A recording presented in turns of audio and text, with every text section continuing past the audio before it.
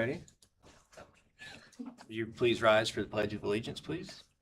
I pledge allegiance to the flag of the United States of America and to the republic for which it stands, one nation, under God, indivisible, with liberty and justice for all. Good evening. We will call this meeting to order at 5:31 p.m. Record reflect, we do have a quorum. Doesn't appear to be any late additions. And with that, would somebody like to make a motion to approve the agenda? I'd like to make a motion to approve the agenda. Motion made by Schrader, I'll second. second by Schwartz. All those in favor signify by saying aye. Aye. Opposed, same sign. Motion carries.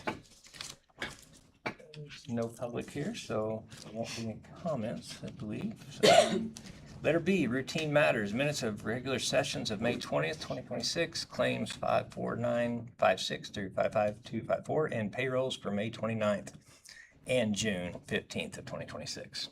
I'll make a motion to approve the minutes, claims, and payrolls as presented. Made by Bunch, I'll second. seconded by Schrader. All those in favor signify by saying aye. Aye. Opposed, same sign. Motion carries. Mr. Mahaffey, letter C. Yeah, for our highlight of the month, usually we talk about great things that our students have done during the school year, but for this month, we just wanted to draw a little bit of attention to our administrative team. Appreciate them, what they do leading our district at their various responsibilities throughout the year. And here at the beginning of the month, we were able to have our annual summer administrative retreat. We've had it out of town the last couple of years, but this year we went ahead and had it in Huntingburg. A couple of the highlights from the admin retreat involved the group getting together and studying the new school accountability model, which the board will be hearing more about in the coming weeks and months as letter grades are back for schools. And the model has been completely flipped from what it used to be, so we're learning a lot about it, and analyzing it, and making sure that we're doing everything we can to help our school perform the best possible. Another part of the retreat was analyzing our PBIS program, Positive Behavioral Interventions and Supports. Admin got together and identified areas for growth and made adjustments in our plan to strengthen our behavior support systems for our students. There were lots of other things done during the retreat as well. Definitely want to call attention to Melissa Beglin, who's going to be speaking here in a little bit. Who did a great job organizing a good portion of that retreat. And as you can see, at the end of the retreat, after a day and a half of hard work, went out to Huntingburg Country Club and spent a little afternoon together on the golf course, which was a good time as well. At this time, I'm going to move forward to our presentation of the night, which is going to be put on by Melissa Beglin, our Director of Curriculum. So I'll turn it over to her at this time. All right, thank you, Ms. Franklin. Over there. Thank you, Ms. Hughes.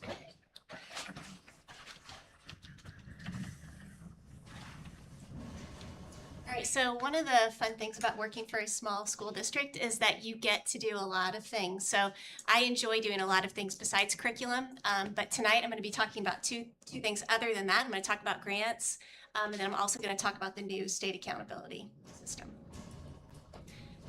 I tried to divide up the grants that we have in kind of two main buckets. So the ones on the right are what I would consider kind of like guaranteed. So the state of Indiana allocates money to every school district across the state of Indiana. It's based on enrollment and demographics. And so the ones on the right are all ones that for the most part, there's an application process, but we get them. Most of that money that we get goes to staffing. It also goes to professional development, training, curriculum supplies, and those sorts of things. The ones on the left, these are the competitive grants. And for the most part, you have the ones that the state offers, but then there's also some that are more local or other companies offer. So when you look at our competitive grants, for the most part, these always align to the state's goals and initiatives. So the state right now is really focused on technology, digital learning. They're focused on STEM, advanced manufacturing. They're focused on employability skills. And so a lot of these grants that are made available are all connected to those initiatives. right after COVID, the state actually had a huge amount of money available. And luckily, our district was in a place that we were able to really take advantage of those extra funds. And so we applied for a lot of grants, we got a lot of grants, and over the last 8 years, we've brought in a little over $3 million. So you might be wondering, where is this money now? What does it look like? How are the kids being affected? So I tried to put everything into kind of like major buckets. So the first major bucket at the top, we actually applied for this grant with AKP. So we built a very robust before and after school program, as long as a summer program. We were able to hire certified staff to be tutors. We had a coordinator. And we also were able to ramp up the enrichment within Huntingburg Elementary. And the good thing about this grant is that we invested in those programs, and those programs are now state of the art. And that stuff that we bought is not going anywhere. So we have phenomenal STEM equipment. The PE equipment actually got ramped up. We have a rock wall, and there's even equipment that's still not installed, but that will be after construction. The music department, if you've been to Mrs. Worthwine's room, it's phenomenal, as well as the art room. STEM is another big place where we've invested a ton of money. So most of this money has gone towards ramping up the courses that we have at the high school. So we've started a computer science class and pathway, biomedical science, which has been very popular, and then engineering, which we've had for many years. The drones have supported Nick Souders with his precision ag. The EV carts are something that Purdue now offers. They have a Grand Prix that's with EV carts, and Sam Collins has a couple of those. We've got CNC machines, Snap-on tools, which leads to industrial certifications. The middle school also has got their own stuff. They've got a smaller CNC machine, a flight simulator, which aligns with our aviation program at the high school. And even the elementary has gotten a bunch of stuff, even Legos.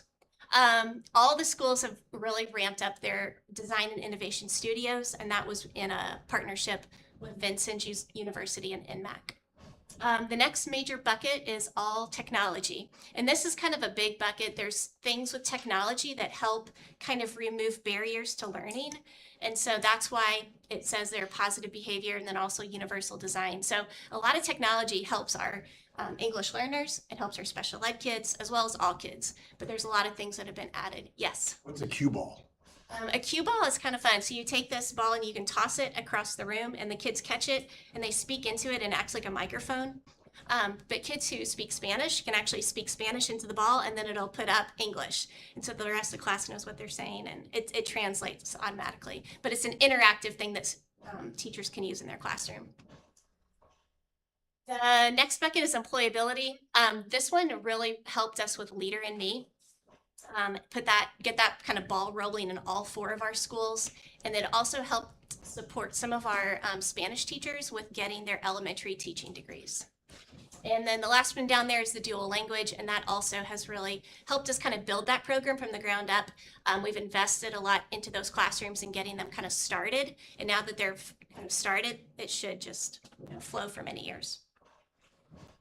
All right, the next topic. Next topic is school accountability.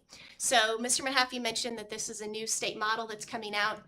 This November is when we're expecting to see our letter grades. The letter grades will be based on this past year's school data. Just to give you overarching how we're going to be graded. So still academic mastery is going to be very important. So passing I read, passing I learn.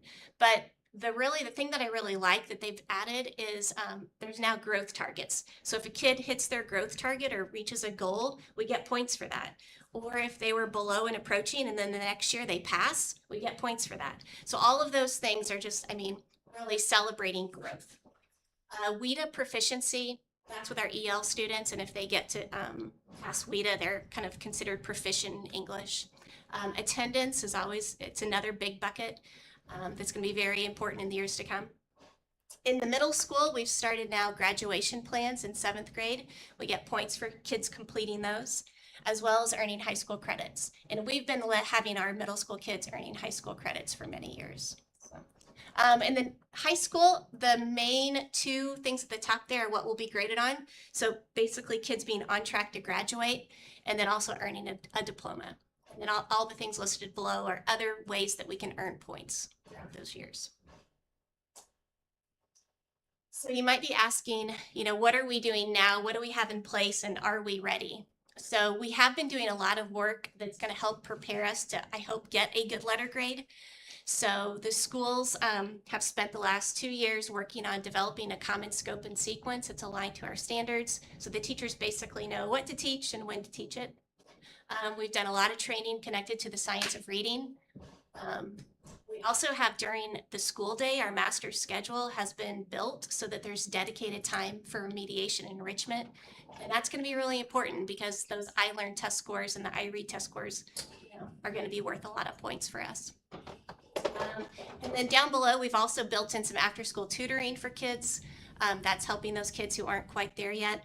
And then the last 2 points are some things we did to help the middle school. So we got all of the 7th grade graduation plans completed before the school year ended, and nearly 100% of our 8th graders have earned high school credits. The high school is going to be the last thing I talk about. The high school is really, I'm not too worried about them. I think they're doing a lot of things right. So most of their students are on track to graduate, and those that aren't did attend summer school. Our early college program is going to put us above and way ahead of a lot of area schools. We have now 21 teachers who can teach dual credit, and we offer 34 dual credit courses, 7 AP courses, and then we also have a lot of CTE classes. The last thing on there is credentials of value, and this was an email that just came out not too long ago. So the credentials of value, there's kind of 2 different sides here. So the ones on the left are kind of the college-going credentials of value. So the ICC is the Indiana College Core, and we had 58 of our seniors actually earn the ICC, and that is, up from last year. And then we also had roughly 21 students earn associate's degrees. And so all of those things will come into play with our school accountability and letter grades. That's a huge win. The one on the right, this is just because I'm kind of competitive with area schools, I just wanted to list this.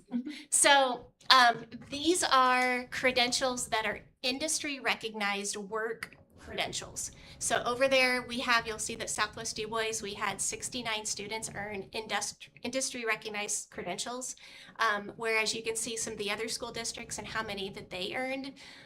I just was really proud, so I just want to show it. Winning is fun. And then the last slide is what are we going to be doing differently? So how are we changing? What are our kind of things we want to accomplish this next year? So I would say definitely attendance is going to be a focus for us.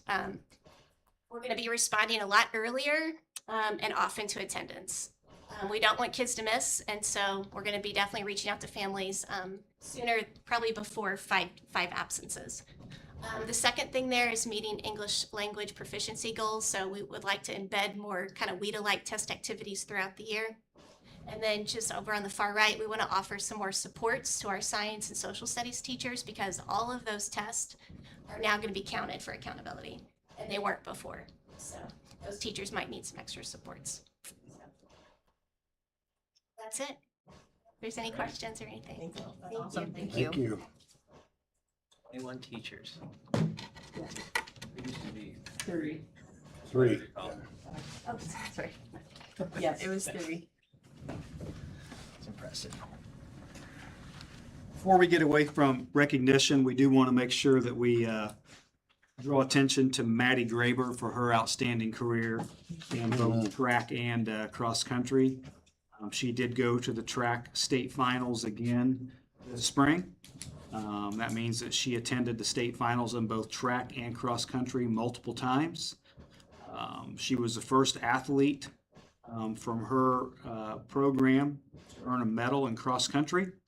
First athlete in cross country to do that. She broke numerous distance records throughout her career.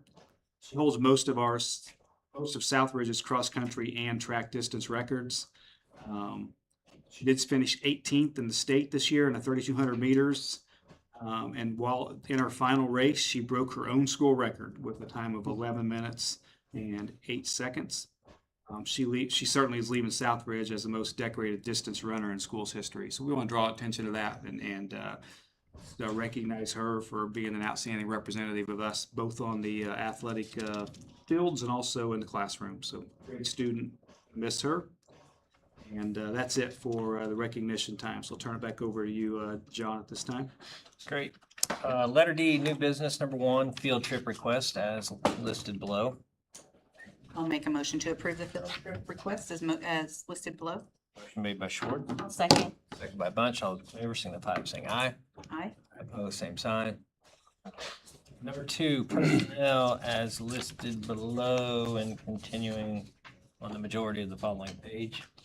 I'll make a recommendation to approve the personnel as listed below and on the following page. Motion made by Schrader, I'll second. second by Bunch. All those in favor signify by saying aye. Aye. Opposed, same sign. Motion carries. Number 3, approve the second reading of the Neola policies updated for volumes 38, number 2. You want to read all those real quick? No. Agendas are sent out ahead of time. I'll make a motion to approve the second reading of Neola policy updates for volume 38, number 2. Motion made by Schwartz, It was riveting enough. I'll second that. seconded by Schrader. All those in favor signify by saying aye. Aye. Opposed, same sign. Motion carries. Number 4, approve the 2026-2027 Southridge High School, Middle School Student Handbook and the 26-27 Southridge Alternative Learning Center Student Handbook and the Huntingburg Elementary, Holland Elementary Handbook. I'll make a motion to approve the handbooks as listed. Motion made by Bunch, I'll second. seconded by Schrader. All those in favor signify by saying aye. Aye. Opposed, same sign. Motion carries.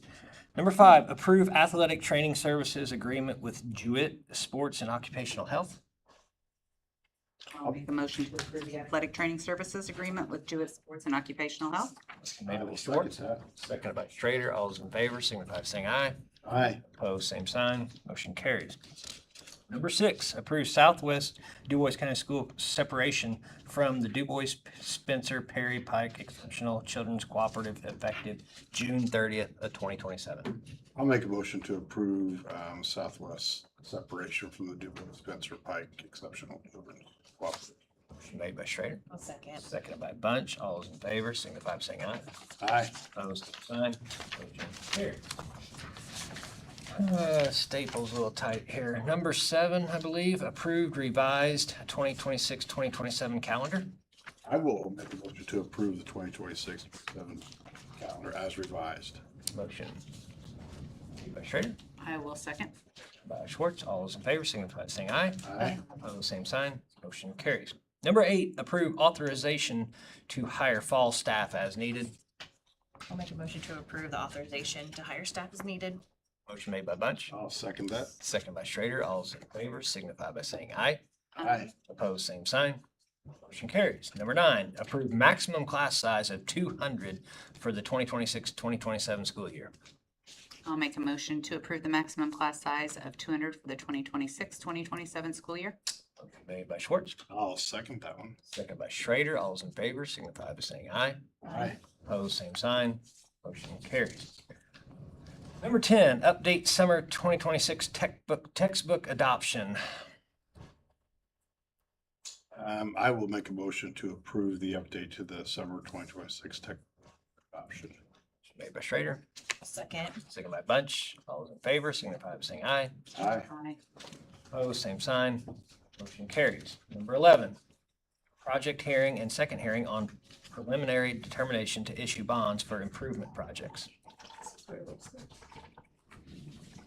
That's where you, That's where this starts Yeah. now. Okay, Let I me- thought we were ending this meeting. I think this will just be a part of this. Matt, can you hear us?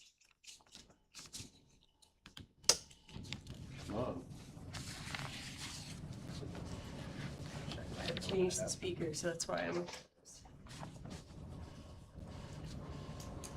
I'll go ahead then and I'll try to so get- the next item on the agenda is for the board to hold a public or to hold a project and preliminary hearing on the proposed bond project. If you're interested in speaking at the hearing, please make sure you have signed in the sign-in sheet, including your name and address. After a presentation by the administration and its advisors, there will be an opportunity for the public to make comments about the project. At the hearing, we will ask that each person limit their comments to the established board standards and that the topic be limited to the proposed projects under consideration. The notice of this preliminary determination hearing was published as legally required. The first preliminary determination hearing was held on May 30th, 2026. At this time, I will ask our bond counsel, Mr. Eric Long from Ice Miller, to explain the purpose of this hearing. Thank you, Mr. President, members of the board administration. Once again, Eric Long with Ice Miller. I'm grateful to be here again this evening. And as mentioned, we presented on the same information at last month's board meeting, May 20th, without taking any board action. So this is the second hearing. We're checking two different statutory boxes this evening under Title 20 of the Indiana Code. Anytime a school corporation proposes a project of more than $1 million, a project hearing is required, which is part of this. Separately, but overlapping under Title 6, whenever we have a proposed project more than certain thresholds, that being more than $6.8 million this calendar year, we're required to have two hearings on the project. And again, highlighting once again that first hearing was at the regular May meeting with no action taken. There will be resolutions for consideration this evening. And I just want to point out that those resolutions and those parameters within those that Matt Shoemaker with Stiefel is going to talk about shortly do represent the maximum financial parameters for the proposed projects. I've entertained any questions you may have at this time. And if not, I'll come back when the time comes for consideration of resolutions.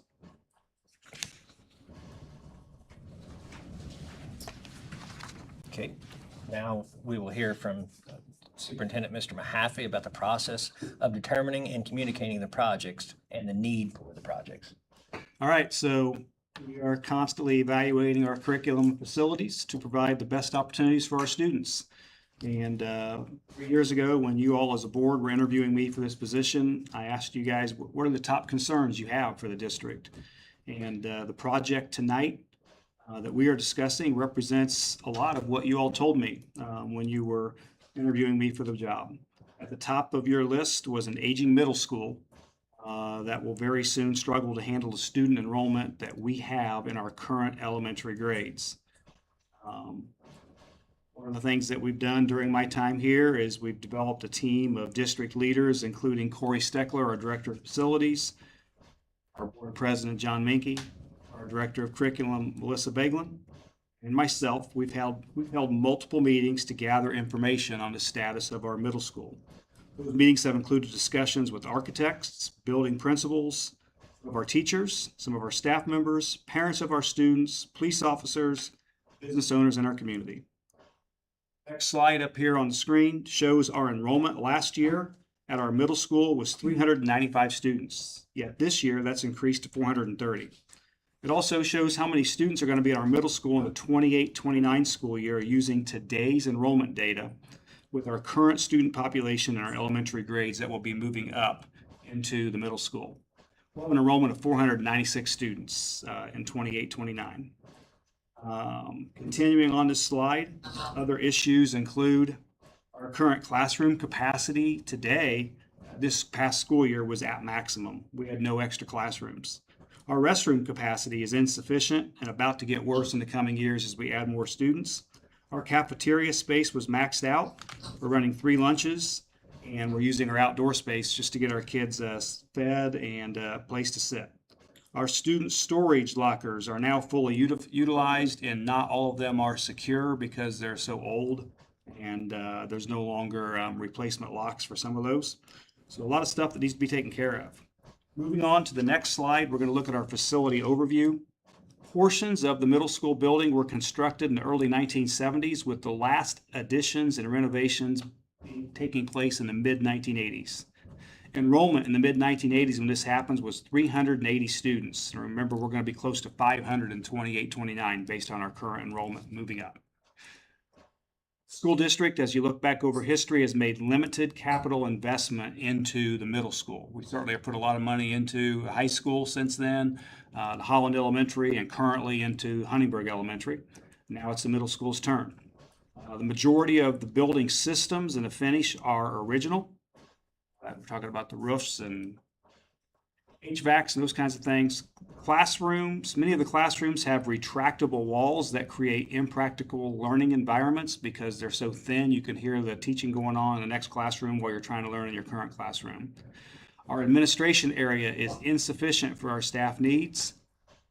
The location of our administration area and our main entrance also does not permit secured entrance design. If you go to any of our other buildings, you have to buzz in and you can only get to certain parts of the building before you can't get any farther. At the middle school, you have to walk right into the building right now, which is not ideal.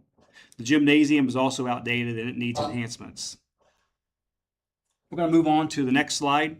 This is an area that our architect would have presented, but he had another conflict tonight, so I'm going to go ahead and present as well some of the project goals that exist that our architect worked on. Those included modifying, some of this is going to be a review of what I said. They're going to be modifying the administration area and the main entrance for security, provide new student storage lockers sufficient for each student. We will renovate the original 1971 area of the building, which back then was called the shop and home economics area. We'll be renovating that area into 9 handicap accessible classrooms with a connecting corridor. This includes 3 new special education classrooms. We'll also be upgrading the finishes and the classroom equipment in all of our classrooms.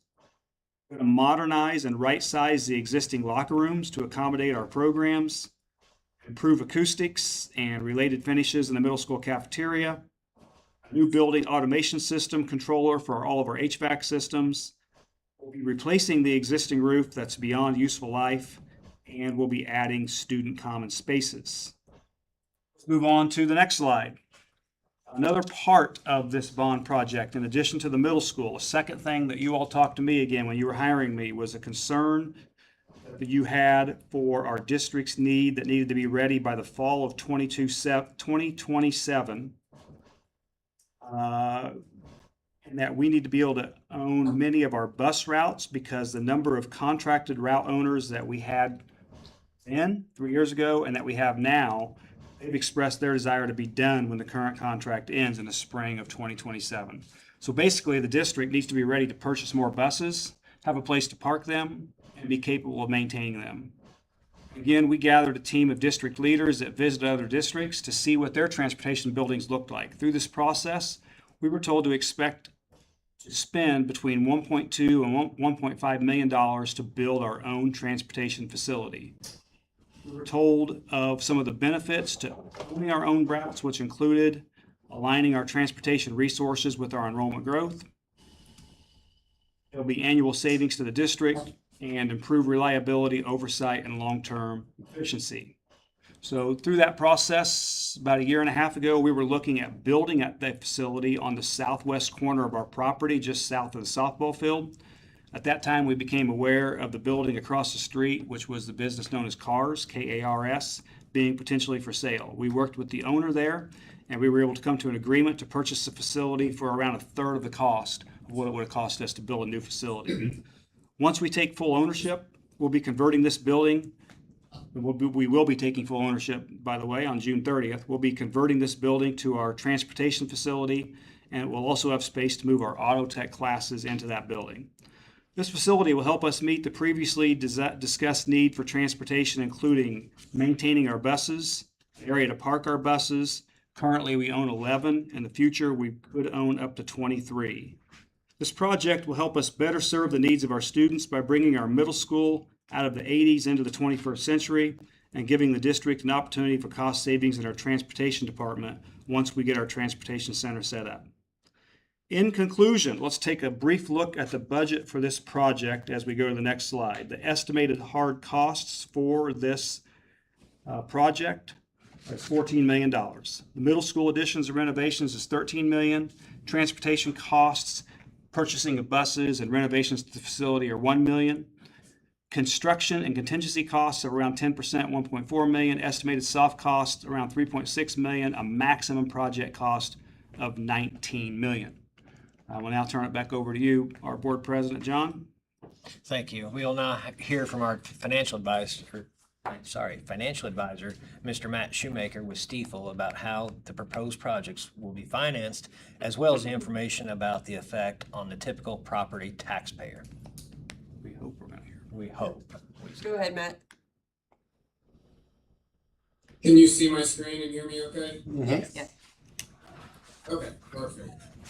Well, good evening. Matt Shoemaker with Stifel. Appreciate you letting me do this virtually tonight. So my role tonight, as it was last month, is to talk through the financial impact of the proposed project. Where we always start with that is your outstanding debt levy. This shows all of your outstanding bond issues color-coded. They are stacked on top of each other to show the annual payments each and every year. You can see in 2026, your current budget year debt service levy is about 4.2 million. That's scheduled to drop in 27, 28, 29. This is through long-range planning. This is no coincidence. We've set this up really for this project so that we look at a project, we can add this on without increasing that levy. That is shown on this page, and I will say this is just for illustrative purposes only. Nothing has been locked in. This is simply to show that your levy will not increase as a part of this proposed project. The gray is what I just showed you. That is your outstanding debt service. The blue would be the proposed middle school project at 19 million layered on top of that. You can see that the levy will not increase as part of this project.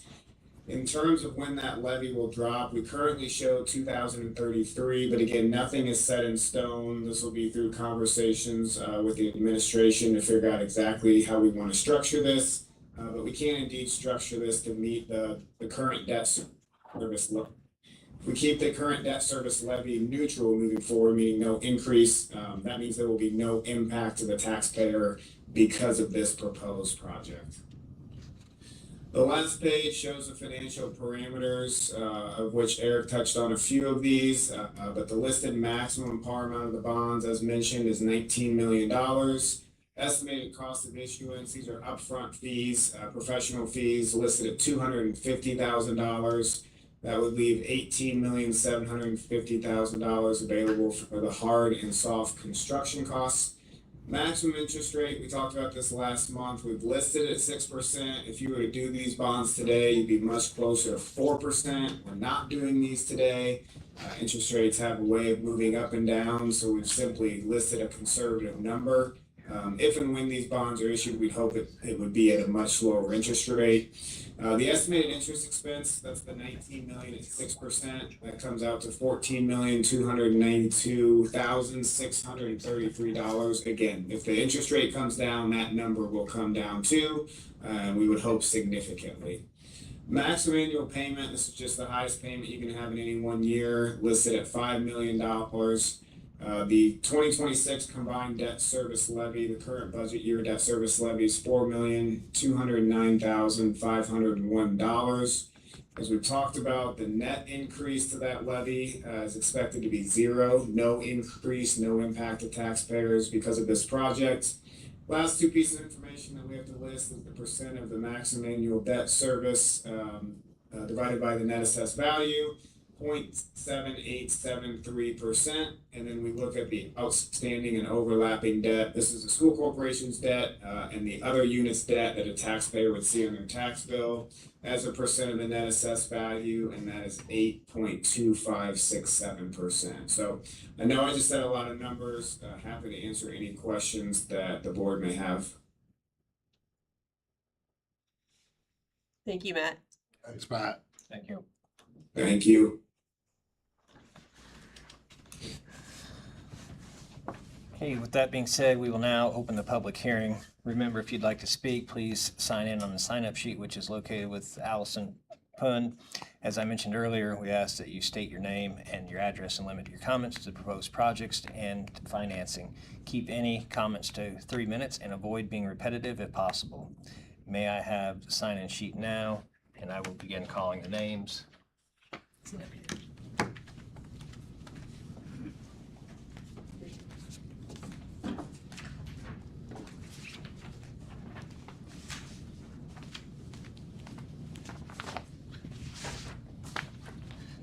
Okay, so there's no names to call. Moving on, thank you to all who participated in the hearing virtually. We appreciate your time and interest in the projects and the future of our community. Please note that this is just the first step in the legal process. The board will continue to work with the administration and its professionals to look for efficiencies, to conserve tax dollars while meeting our educational needs. Eric Long, could you please summarize the project resolution? Yes, thank you, Mr. President. The project resolution, in your board packets is required. As previously mentioned, in this case, when a school corporation is planning to finance more than a $1 million mark on any given facility or type of work, this resolution contains a lot of the information that Matt Shoemaker from Steve just presented upon the estimated hard and soft construction costs, cost of issuance, and establishes the total project costs as well as the estimated gross and net tax impact, which Matt previously mentioned was 0. Could I have a motion and a second to adopt the project resolution? I'll make a motion to adopt the project resolution. Motion made by Schrader, I'll second. second by Schwartz. Any discussion? With that, all in favor? Drawing a blank. Aye. Aye. Aye. Aye. Opposed, same sign. Motion carries. Eric Long, could you please summarize the preliminary determination resolution? Certainly, second of 2 resolutions this evening regarding these proposed projects. This is again required whenever we have a project proposed more than a certain dollar amount, $6.8 million this given year. This is the second of the 2 hearings, kind of overlapping as far as the information contained in this resolution. It once again contains the total project costs. Additionally, things like the maximum annual payment that Matt Shoemaker mentioned, the lease term, and other financial terms such as, again, as mentioned by Matt, the estimated principal amount of the bonds, estimated interest rates, et cetera. Okay, thank you. Do you have a motion and a second for the I will make a motion to consider the preliminary determination resolution. motion made by Schwartz? I'll second. Seconded by Bunch. All those in favor, signify by saying aye. Aye. Opposed, same sign. Motion carries. Do we need to close the hearing or anything? Yeah, you may make a motion to close. Someone would like to make a motion to adjourn the hearing, or to close the hearing? I'll make a motion to close the project hearing. Motion made by Bunch, And I'll second that. seconded by Schrader. All those in favor, signify by saying aye. Aye. Aye. Opposed, same sign. Motion carries. Now you can do it. Now we'll take a motion to adjourn.